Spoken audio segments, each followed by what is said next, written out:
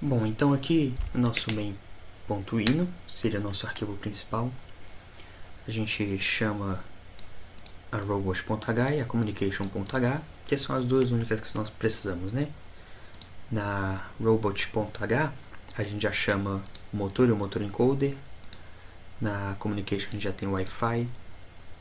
Se eu não me engano, aqui na motor nós já temos o config. Então todos os arquivos eles já estão incluídos aqui na nossa main.ino. Perfeito? Bom, primeira coisa que nós temos aqui são as constantes dos nossos controladores PID, certo?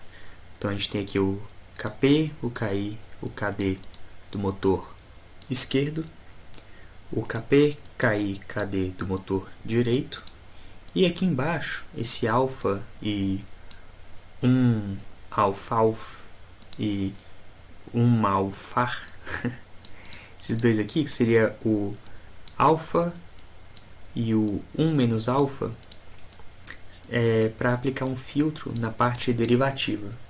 Tá? Sim, são coisas do PID, da implementação física do PID no sistema discreto. A gente não vai trabalhar tanto com isso, tá? Quando a gente coloca o alfa igual a 1 e o 1 menos alfa igual a 0, significa que o nosso filtro ele não está funcionando direito, certo? Ele não está funcionando porque no final das contas fica como um controlador com a constante d igual, né? Com o método de cálculo da constante d igual.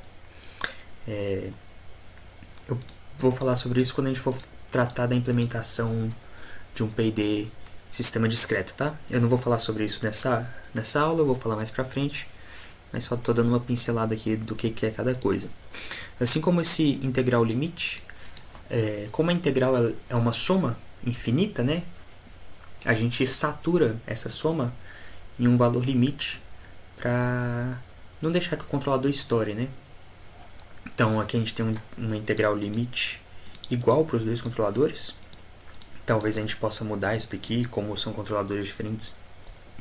A gente pode otimizar esse limite também. Bom, aqui está em 2500. Temos também algumas variáveis que elas vão mudando durante a execução, né? Essas aqui são constantes, então vocês podem ver que tem o const aqui. Seria como se fosse um define, né? Mas para economizar a gente usa o const e aí pode usar o igual e vários numa linha só. E a gente tem umas variáveis de controle, por exemplo, os set points, as direções desejadas, o valor do controlador, o valor da integral, esses Fs aqui, F anterior, FL, é para aplicar o filtro derivativo aqui do alfa, como está em 0. A gente está inicializando tudo em 0, né? E o PWM atual. Esse código aqui, ele permite que você implemente um filtro de média móvel com até 5 posições, né? Aqui no caso, o comentário está para as 3, mas o valor do buffer está 5, então ele permite que você implemente até 5. Você pode aumentar isso daqui, tá? Você pode botar 10, diminuir para 2, 3, enfim. A gente estava implementando o filtro média móvel, só que acabou que a gente descartou essa implementação. Tá tudo comentado aqui no código, por isso talvez fique um pouco bagunçado, mas era para implementar um filtro média móvel. Bom, passou isso, a gente instancia o nosso robô Corobel, instancia o nosso Messenger, nosso comunicador, criando, né, instanciando as classes Robot, a gente cria um objeto Corobel, e a classe Communication a gente cria um objeto Messenger. Perfeito? Que a porta a gente usa a porta 80 por padrão. Tranquilo? Bom, variáveis de controle do tempo, né? A última atualização, para a gente pegar a última atualização do motor e a última atualização da comunicação. O tempo de amostragem do encoder está aqui. Seria meio que o tempo de amostragem do sistema como um todo, do motor, né? Do robô, perdão. Então, 700 milissegundos, aqui está errado esse comentário, que vale é o que está aqui. E aí, o tempo de amostragem, né, o tempo de amostragem, o tempo de comunicação, que ele fica checando para ver se chegou dados novos, né, 10 milissegundos. Funçãozinha aqui calcula a nossa média móvel. Como vocês podem ver, é bem simples. Ele só pega o buffer e desloca, tá? Ele vai deslocando uma posição e depois faz a média deslocada. Então, se vocês forem implementar e quiserem modificar a quantidade de espaços, né, vocês têm que modificar aqui em cima e essa função. Setup padrão, a gente inicializa o robô, inicializa a comunicação e uma comunicação serial também, só para debug, né? Então tem algumas coisas de serial comentadas aqui. Esse código, ele antes estava usando threads. E eu até aconselho que vocês voltem a usar threads aqui para utilizar melhor os recursos da ESP. Acabou que, por aquele problema que estava tendo no encoder, eu saí minimizando todos os riscos possíveis. Então eu retirei as threads, retirei um monte de coisa, até arrumar o problema do encoder. Consegui arrumar fazendo aquela separação das rotinas de interrupção e fazendo a rechecagem dos pinos dentro da rotina de interrupção, mas acabei que depois que eu fiz isso, como o tempo já estava muito corrido, eu acabei não voltando essa implementação utilizando as threads, tá? Mas recomendo que vocês façam para otimizar os recursos da ESP32 e fazer um código mais profissional. Bom, como não estou usando threads, a gente tem aqui o nosso void loop, onde eu faço a leitura do tempo atual, e aí eu separo o que seriam as threads que eu tinha, eu separei em dois ifs, perfeito? E aí um if que vai ser verdadeiro, né? Então ele vai ser executado isso aqui tudo sempre que passar 10 milissegundos, que é aquele tempo que eu defini aqui em cima, perfeito? E um outro if que ele vai ser ativado, né? Que ele vai executar sempre que se passarem 700 milissegundos aqui. Vamos ver primeiro o de comunicação. Lembra que eu falei para vocês da parte é óbvio que vocês lembram, né? Tá nessa mesma aula, mas que a comunicação ela trabalha apenas com 32 bits. Então a gente tem aqui chegando 32 bits pelo receive data e ele vem para esse received value. Como é que a gente está separando aqui? A gente está pegando desses 32 bits, a gente está pegando 4 informações diferentes, que seria a velocidade e a direção de cada uma das rodas. E para fazer isso a gente utiliza o método de máscaras, né? Como se fosse um bitwise da vida. Não sei se vocês já estudaram bitwise, mas bitwise é como se você programasse em C se preocupando com os bits, bit a bit, né? Então você vai trabalhar com deslocamentos e atribuições desse tipo. Então aqui a gente faz uma coisa parecida. Por exemplo, eu sei que a minha informação ela está chegando no tipo 0xFF, certo? Sendo esses dois primeiros aqui, então eu tenho a velocidade left, depois eu tenho a velocidade right, e depois eu tenho a direção left, e eu tenho a direção right, certo? Então, o que está chegando para mim é isso daqui, ó. A informação está separada desta forma. Então, eu tenho speed left, speed right, direction left e direction right. Dessa forma. E aí, como é que eu faço para separar esses 32 bits de forma que eu consiga aproveitar essa informação? Eu uso máscaras e operações bit a bit. É isso que vocês estão vendo aqui. Então, por exemplo, quando eu faço speed left recebe received value end bit a bit 0xFF 00000 deslocado 24 bits, o que eu estou fazendo é basicamente aplicando uma máscara. Então vamos fazer essas operações aqui em cima. Vamos fazer inclusive com esse daqui mesmo. Vamos pegar lá. Quando eu pego 0xFF 00000, o que eu vou ter aqui de resultado? Eu vou ter 0xSL 000000. Por quê? Porque esse AND único aqui, esse E comercial único, quando eu faço essa operação, eu vou fazer o AND bit a bit. Então eu vou fazer todos esses bits aqui, esses 8 bits AND com esses 8 bits, esses 8 bits AND com esses 8 bits, e assim por diante. Como aqui está tudo zero, tudo que tiver fazendo um AND com isso vai dar zero. E como aqui está tudo 1, porque FF nada mais é do que 1, 1, 2, 3, 4, 1, 2, 3, 4, 1, 2, 3, 4, 1, 2, 3, 4, 1, 2, 3, 4, 1, 2, 3, 4, 1, 2, 3, 4, 1, 2, 3, 4. Então, essa palavra aqui é essa palavra aqui.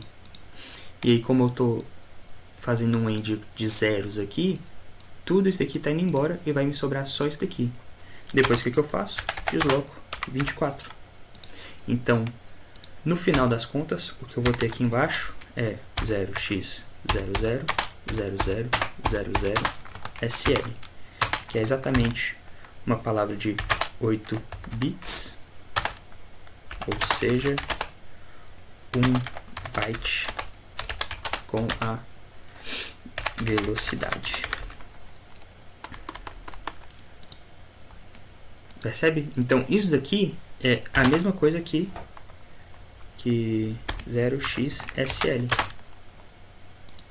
Perfeito? Deu para entender? Só que, porque aqui eu tiro todos esses. Então, eu reduzo minha palavra de 32 bits para apenas 8 bits. E aí eu posso fazer isso com todos os outros. Então, se eu tirar essa máscara e botar aqui, o que eu vou ter, na verdade, é isso daqui, certo? E aí, aqui, eu vou ter SR, e aí no final, quando eu deslocar isso, agora eu não desloco mais 24, né? Porque aqui eu só tenho 8 mais 8, 16. Então eu desloco 16. E aí no final, aqui eu vou ter SR, que é igual a SR. 8 bits, ou seja, 1 byte apenas. E aí, a mesma coisa eu faço com as direções. Eu vou fazer com tudo aqui, só para vocês verem como que é. E aí aqui na direção, ai meu Deus, eu vou ter o DL, e eu vou deslocar o DL só 8 bits. Deslocando o DL 8 bits, eu vou ter só DL aqui, ou seja, eu vou ter só DL aqui. E aí, por fim, o DR, você pode ver que eu não faço o deslocamento dele, porque eu não preciso.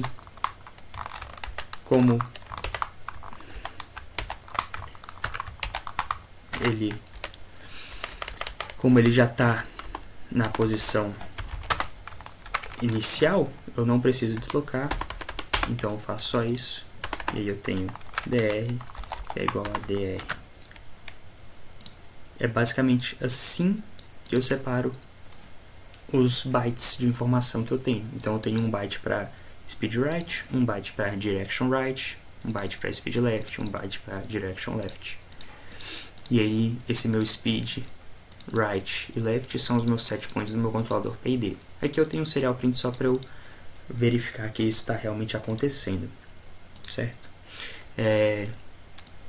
Que nem eu falei, isso daqui é importante a gente revisitar essa abordagem para conseguir implementar um PWM melhor com a ESP, tá? A ESP32, ela aceita, se eu não me engano, são 12 ou 13 bits de PWM. Então aqui, em vez de a gente usar 8, a gente poderia estar usando 12.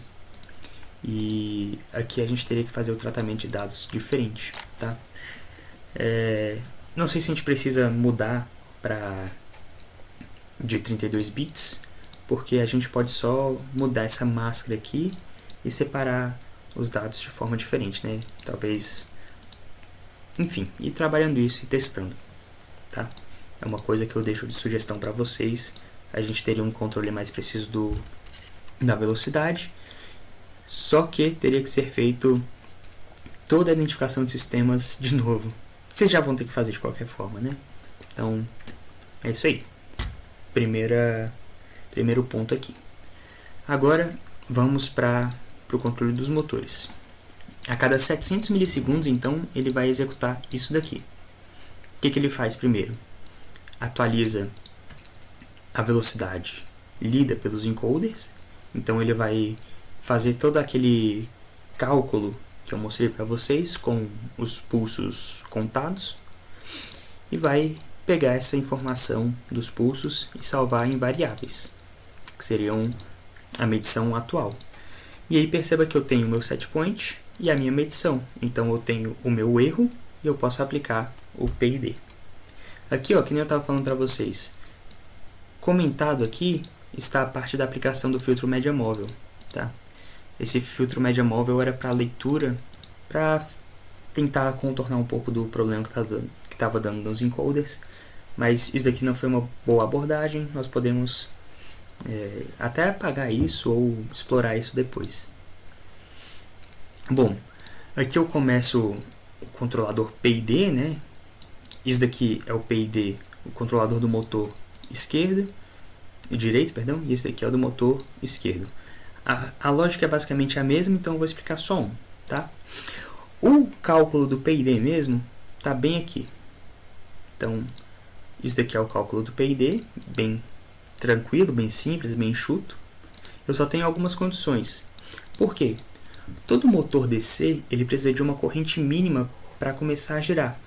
Tanto o motor com carga quanto o motor sem carga. Porque mesmo o motor sem carga, ele tem uma certa carga.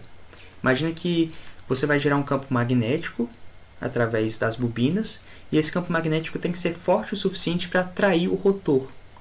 O rotor, não sei se vocês entendem quando eu falo isso, mas o rotor é a peça no centro do motor, que tem o eixo, que fica rotacionando, por isso o rotor. Então, você precisa de um campo magnético forte o suficiente para atrair esse rotor para poder iniciar um movimento de rotação. Então, com uma corrente baixa, você não vai gerar um campo magnético forte o suficiente para atrair esse rotor. E aí, como a gente está aqui, as coisas elas andam um pouco juntas, enfim. Quando você manda menos, quando você está modulando ali o seu PWM, você está mandando menos energia pro motor. Essa energia ela está fixa ali também na parte da tensão, ela varia um pouco ali a potência, mas pense que com menos energia você consegue gerar uma corrente menor que o suficiente para fazer o motor ter torque para puxar o estator, tá? É mais ou menos isso, não é exatamente isso, mas isso cabe uma aula só para explicar. Bom, enfim, então existe um offset, que seria um valor mínimo de PWM com o qual o motor começa a girar. No nosso caso, para 8 bits e para esse motor, com essa roda e com esse peso do robô, o offset foi de mais ou menos uns 90 PWM. Aqui no caso, eu coloquei para abaixo de 70.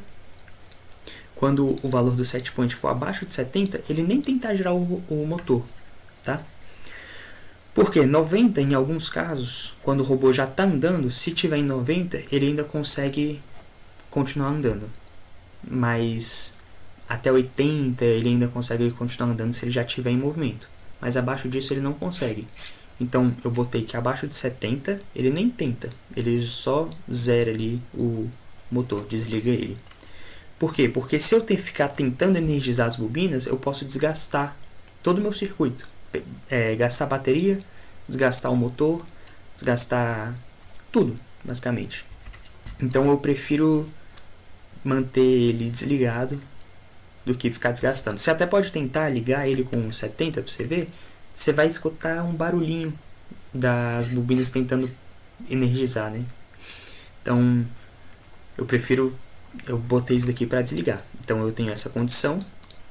E aí se não for menor que 70, né?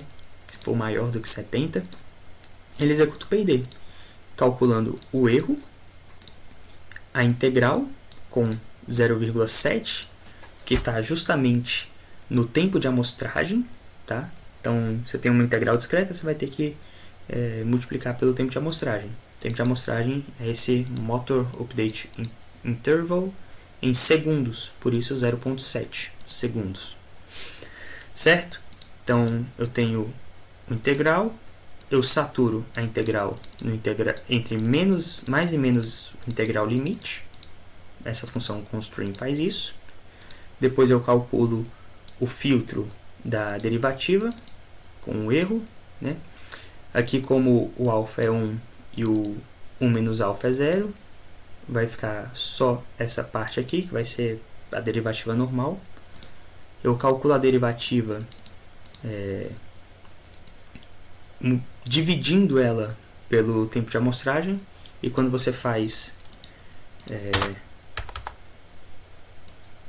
só explicar essa parte aqui, né?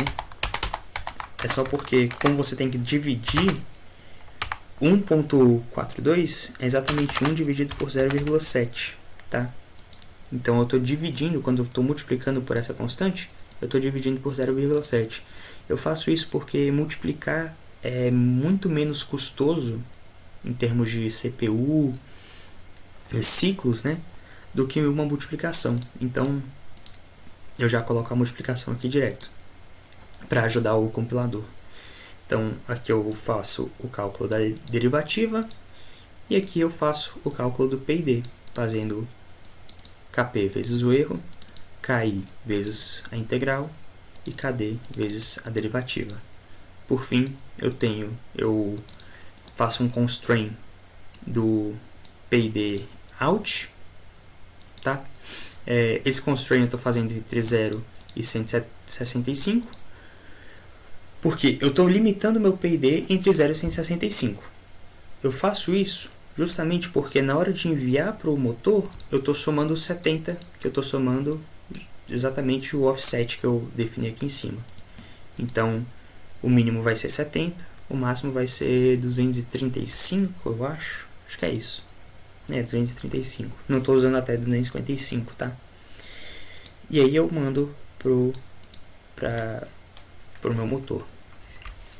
Alguns pontos sobre todo esse código que eu fiz. Já falei sobre a parte da comunicação, que pode ser melhorada. Aqui a parte do PID. Vocês podem testar muitas coisas, brincar com isso aqui, entender e fazer vários testes diferentes, né? Tanto com as constantes quanto com o filtro. Agora, o mais importante é mexer na parte do encoder, essa parte aqui. Um tempo de amostragem de 700 milissegundos é muito lento para um controle de um motor. Por quê? Porque é quase um segundo. Em um segundo, a sua partida já mudou completamente. O seu robô ele já está em uma outra direção, uma outra posição. Então, para você fazer o controle fino, um ajuste bom do seu robô, 700 milissegundos é um tempo inadequado, tá? Eu sugiro, e foi até uma sugestão que eu recebi da minha banca do TCC, mudar a forma de aquisição do RPM aqui. Ao invés de da gente, ficar incrementando os pulsos, então ficar contando quantos pulsos deram e depois calcular aqui com o tempo de medição. Eu tenho um tempo onde eu vou ficar medindo fixo, né? Um tempo fixo que eu vou ficar fazendo essas medições. Dentro desse tempo eu vou ficar contando quantos pulsos deram. Ao invés de pegar essa abordagem, que é uma abordagem lenta, a gente trocar isso para pegar a distância entre os pulsos. Então, seria basicamente... Deixa eu me aumentar aqui no OBS. Seria basicamente, eu tenho essa rodinha aqui. E aí, quando esse pininho aqui, esse dente passar, eu levanto uma flag. Quando chegar esse aqui de novo, eu abaixo essa flag e eu conto o tempo que essa flag ficou levantada. Eu posso fazer isso com os timers internos da ESP. Eu já vi que a ESP tem um módulo meio que pronto para fazer a leitura de controle de infravermelho, que é basicamente você pegar a leitura entre pulsos dele, tempo entre pulsos, para calcular algumas coisas. Pode funcionar para esse caso. Se não funcionar, dá para fazer por interrupção e timer padrão. Mas de qualquer forma é isso. Modificar completamente a forma de aquisição da velocidade. Mudar isso para a distância temporal entre os pulsos. Eu já até passei essa dica para boa parte de vocês, acredito que vocês já estejam sabendo. Essa parte eu vou cortar, essa parte agora que eu estou em silêncio do vídeo eu vou cortar, porque eu estou tentando lembrar o que eu ia falar.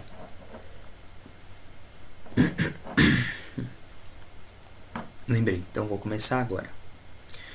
A gente pode até pensar em diminuir o tempo de amostragem aqui, né? Seria uma consideração interessante. Não funciona exatamente, tá? Por quê? Porque isso está diretamente aqui nessa equação. O que acontece? Essa equação, ela vai te dizer, basicamente, aqui eu tenho pulsos por volta, né? Eu tenho o tempo por pulso, basicamente. Então, como eu tenho valores meio que fixos, eu vou ter uma resolução fixa, dependendo do tempo de amostragem, dos pulsos por volta, e só. É basicamente isso que influencia a minha resolução. Aqui, como eu aumentei os pulsos por rotação, utilizando os dois sensores do encoder, eu consigo uma resolução um pouco melhor. Mas, conforme eu diminuo esse tempo de amostragem, menor vai ficando a minha resolução. Ou seja, mais RPMs por pulso eu vou ter, tá? Porque o que eu tenho aqui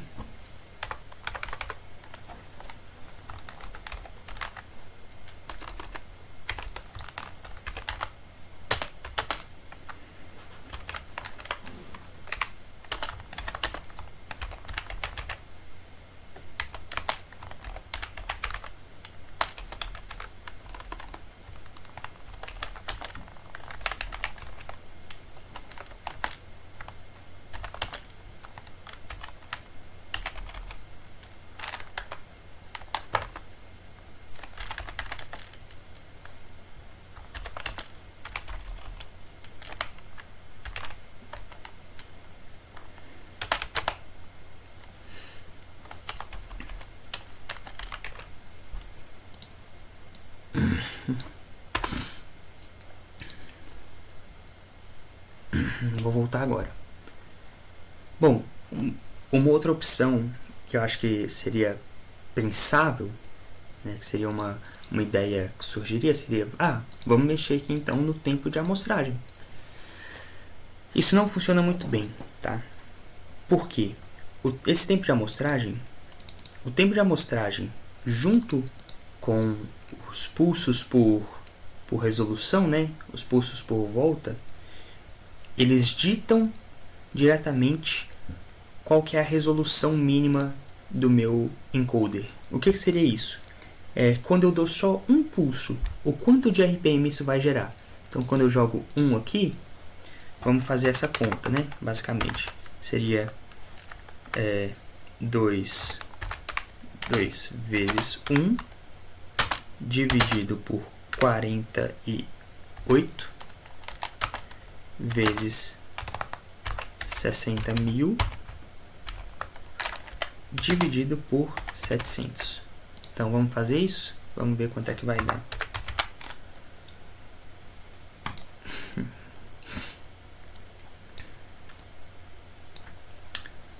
Dois vezes 1 dividido por 48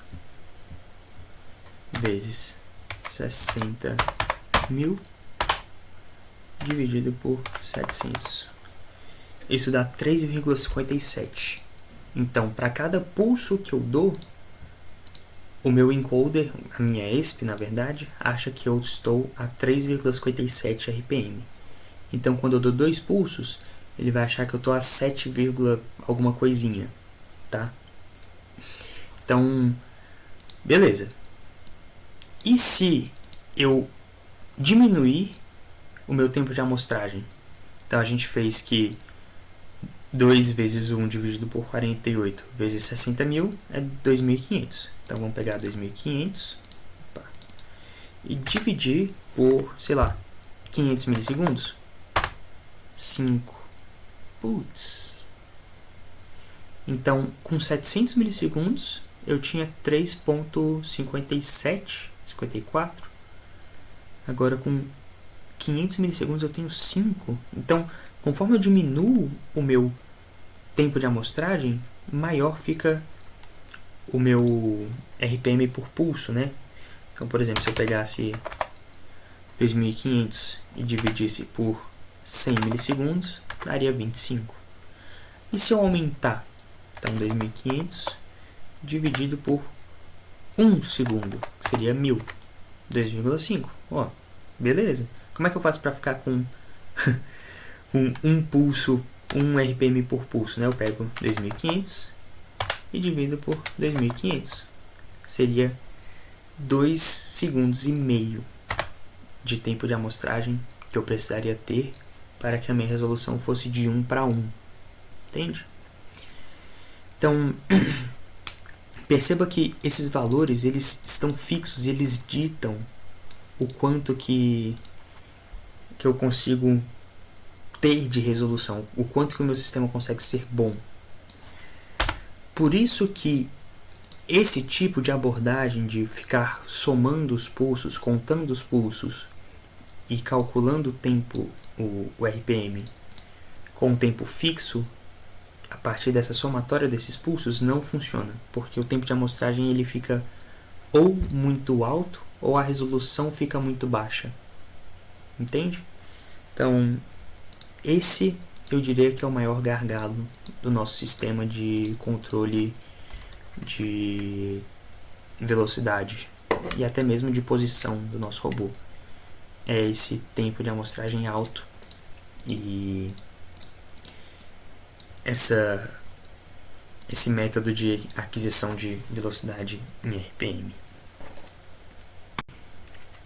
Bom, galera, então é isso. Espero que essa aula tenha sido proveitosa para vocês. Espero que vocês tenham aprendido alguma coisa, entendido um pouco do código de como o robô funciona, entendido um pouco da eletrônica aqui dentro desse carinha, como que ele funciona, quais são os defeitos deles, as restrições e alguns possíveis caminhos das pedras para melhorar isso, tá?